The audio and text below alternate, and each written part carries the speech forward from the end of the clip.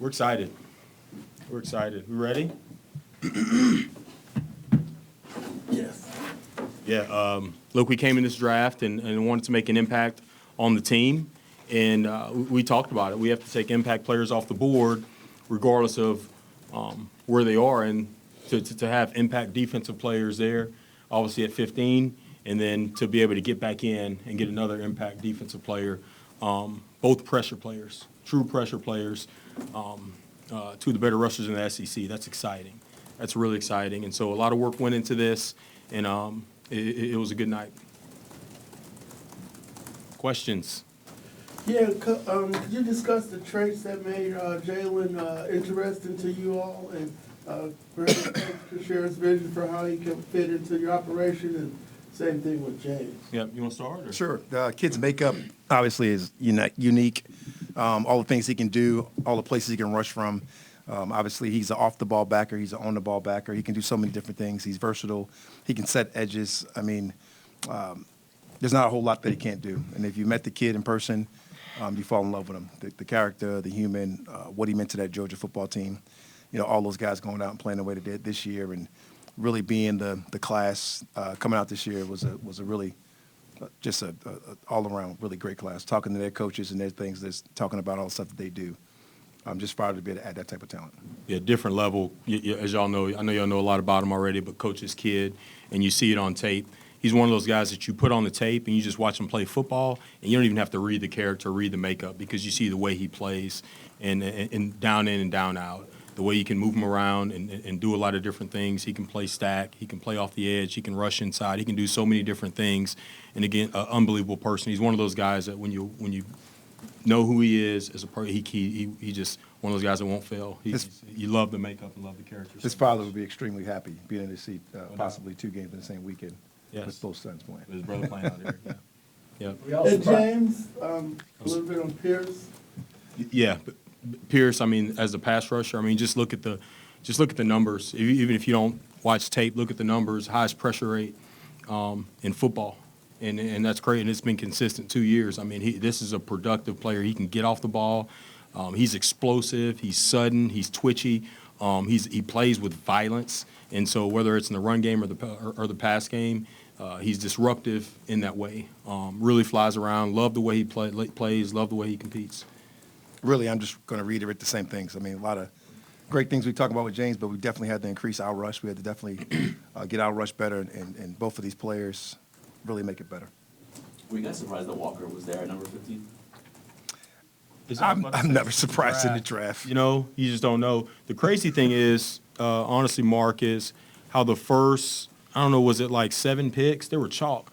It was just how all the mocks said. That was the weirdest thing. Even You had them all predicted. I did. well, even with I was 1 for 7. well, it's crazy because even with Jacksonville going up and then 5, it's not the Mason same. probably had Mason going 5. You know, so that was the craziest part about how it came off like that. But we kind of predicted actually that there was going to be a run on offensive linemen. So many people needed offensive linemen, and that kind of pushed some of those good defensive players down a little bit further. So we're excited that he's on the clock. Surprise isn't the right word because you just never know how the draft's going to go.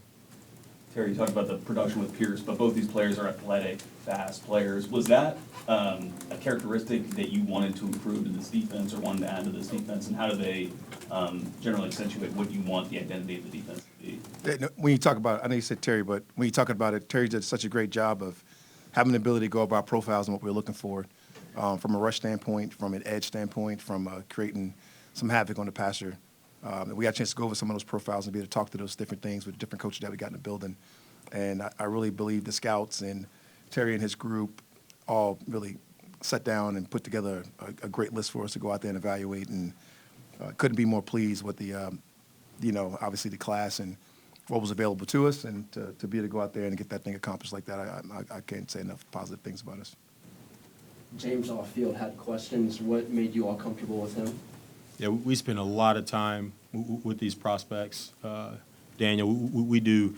Our scouts do a good job, boots on the ground, and they spend so much time really profiling the players and gathering all the information. And then we step in, we get the coaches involved, and we're about as thorough and detailed as you can possibly be. We spend a lot of time with him personally, everybody that's surrounded with him. It was truly an exhaustive process. and that's what makes us feel good about our culture and everything we are. But that's important. We always talk about intangibles, and we want to bring in guys that love ball and love to compete. And as we build this roster the right way, and we spent a lot of time with him making sure that he was going to fit. One said there was a report that you guys met with him and his mom yesterday. Is that true? Yes. What happened at the meeting? It's like it's like we always talk about. Every exposure is important, right? Every time, we don't. I know some people don't do 30 visits. They don't go out as much, and they don't. But that's not for us. We want to know who we're bringing in this building, right? Because they're representing us. They're representing the Falcons, and that's important. So we want to know who we're bringing in here, and so we spend as much time as we possibly can with not just players, but people that surround them. Make sense? Does that answer your question? Yeah, perfect. Okay.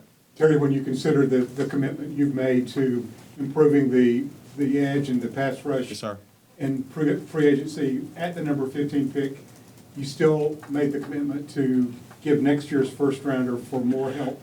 Yeah. Now, how difficult was that call? Yeah, Charles, it was, with trades, it always gets to that point where you have to weigh out what you're actually doing and what you're doing it for. And we look at the trade charts and all that stuff, but at some point you have to look at, okay, who's the player and what's going to be, what are we really getting, and is it worth it?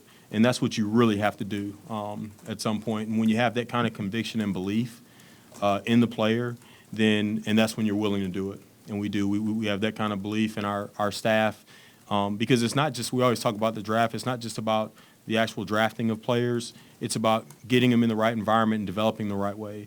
And we truly believe, so it's not just believing in the players and the skill sets that we brought in here today, but it's believing in our building. And that's the coaches, that's player performance, that's everyone in this building, and believing we're going to surround these guys and make the absolute best of them. So I think there's a lot of belief and conviction in the players and also what we have here. Question for Raheem. Typically, it's difficult for rookies, pass rushers, to be productive as rookies. In your experience, what's the key for that? What's the key for a guy who's moving up on a level, to still be a productive pass rusher like they were in college? We've been talking about it, just throughout the course of the offseason. And we talked about when went out and got Flo in free agency, and we went and got Fox in free agency, and we got our two young guys coming up from next year. We talking about Rook, you're talking about Dorless, and you're talking about bringing in the guys that we brought in tonight.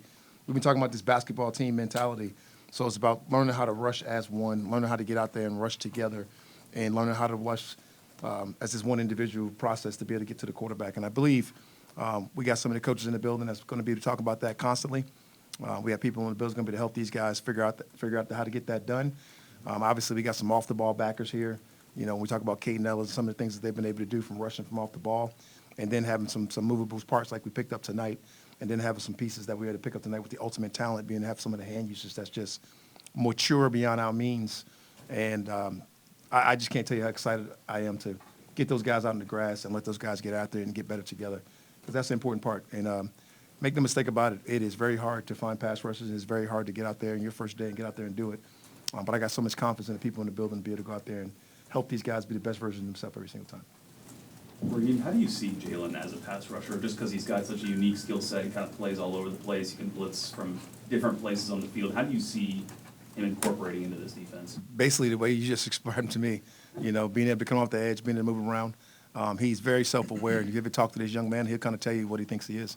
And he's 30% off the edge. He's 30% blitzing through a gap. He can do some different things in the back end. He can drop. He can do all kinds of different things. So, he's definitely a threat, and he's definitely provides a threat for us that would allow us to utilize him in the most captivating ways. And, we got a lot of coaches up there that are just gunning to use him and gunning to find different ways to get it done. And I just can't say enough good things about him.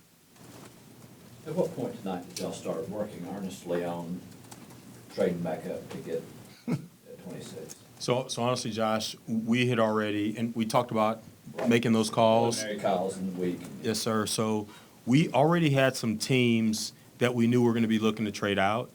But then I think some of the teams at the bottom, because of what happened, it was kind of going chalk, and then some players went that maybe some people didn't expect, and then there was a point where we felt like we had a better chance. But to answer your question, as soon after as we got off the phone at 15, we started working and started working on getting back in and not knowing when he was going to go or anything like that. But we just started working the phones. But we kind of knew that was that sweet spot right in that area down there that we thought we could get back in. Getting back in with the intention of getting another pass rusher or with the intention of getting Pearce? Was this a Pearce-dependent trade? We're coming back in from Pearce, but you know how it is, Josh. It's there's good players on the board, so it just depends. If we were working the phones to get back in, and we're looking at the board and all those things and trying to figure things out, but once we got to that point, we were coming back in to get Pearce. Because the way the board went for 15, were you guys considering trading that? Were you fielding calls too, or is that one a close call? You guys knew when Jalon was there, he was our guy. Yeah, we're excited to get. We had conviction and belief in Jalon, and so when he's there at 15, again, Vic, we always make those calls. We're just doing our due diligence, but we're taking Jalon. We're excited about it. What do you want to say to Jordan fans now that you finally you picked the Bulldog in the first round? Look, we picked a hell of a football player and a hell of a person. You know, you talk about the players, all the players being here, D-led for that local day, and we had already spent a lot of time with Jalon. We spent a lot of time with him throughout the whole process, but I might have spent the whole day. It was like the whole time we're out there, it was me, Jalon, and my son hanging out because he didn't work out, but he's watching all those other guys work out and cheering them on and going through that thing. But it's just, he's one of those guys that as I'm looking at him and looking at my son, I'm like, that's what you want your son to grow up to be like, you know. And he was about to leave there and go to Georgia State to meet his dad to watch his brother play. You know, he's a safety there, but just a different level guy. But again, I'm talking about the person. When you watch the tape and watch the player, you don't even need to meet the person because you know what you're getting. Jalon surprised us by saying that he has a relationship with Micah Parsons, who he said is like a mentor, like a brother. And when I asked him about the inevitable comparisons, he didn't seem to mind at all. Do you see that comparison? I don't know if anybody's seen Michael Parsons before Michael Parsons became Michael Parsons. So to compare him to that type of greatness, put that type of pressure on this young man would be unfair. I think you got to let him come out and be the best version of himself, which I know he will because of who he is and the makeup that we just talked about. I got so much respect for both of the players you just mentioned, and I'm really excited about ours and what we can do with him and some of those dimensions. So he'll have some Michael Parsons-like features, and I'll let him, determine what he can be when he gets to this league and gets to this level. How much did Jeff Ulbrich advocate for both of these guys? Yeah, again, I think I told you guys the other day how passionate, not just Brick, but really the whole defensive staff. We have a passionate group, period. So going through the whole process with him the entire time is really, really cool because he's going through exactly how he's going to utilize them and how he's going to get the most of players and how he's going to deploy all of them like Raheem was going through our players and what we have here. And that's all a part of it, Taryn, getting the most of our guys here and getting the most of the players we bring in and having that clear vision. And so he is one of those coaches that he's going to have a clear vision. He's going to know how he's going to use them and how he's going to continue to develop them. So, Brick's obviously excited today. Taryn is actually funny.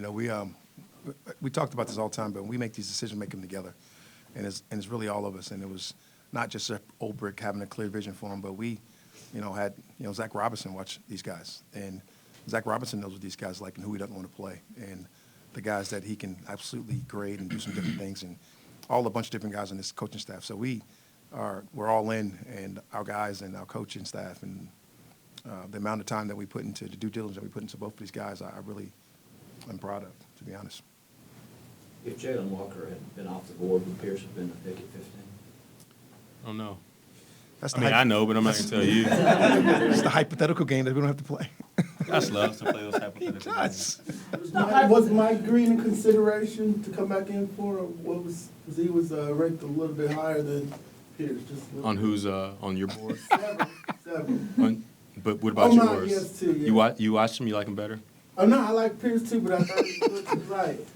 You thought Pearce was a little too light. Yeah, but I saw him get up. yeah, and it's interesting because we talk about that, later. There's 32 different boards, I would say, in the NFL, and then the outsiders. Everybody has their different boards, and people value different traits and all those things, So, but on our board, we're excited about getting Pearce.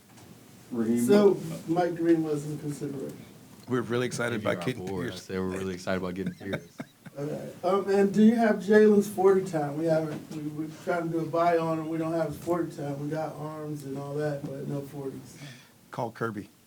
There you go. You should get Kirby to get it for you. That's ridiculous. We used to get bios with all that stuff. We don't get them anymore. It's real basic. Come on, David. Raheem, for both these players, like, what do they need to refine about their games in order to be the impact players I'm sure you guys want them to be? You know, it's you never want to say you come in as this perfect set of anything. So the reason that you're attracted to them is because they're obsessional football. You know, when you're talking to each one of these individual players, they can talk about different things that they want to do better and different things that they want to explore. And, you know, I can vividly remember sitting in the office talking with Pearce about some of the things he wants to do with his hand usage and finding ways to get better and some of the different moves that he wants to use and the obsession he has of rush. No different than with Jalon, just talking about the versatility and some of the things that he's able to do and the reasons why. And, you know, so I don't want to set any limitations on these guys and tell you what they need to get better before you actually get your hands on them. I'm really fired up seeing these guys that go out there and show what they could do naturally, watch them go out there and find ways to improve them, and really grow together. You know, I think that's a part of it. Like, that's a part of the rushing together and all those guys. So I just can't wait to get these guys out in our grass. How does this trade change your plans for tomorrow and how you go about it? Well, we're going to pick it a little bit later.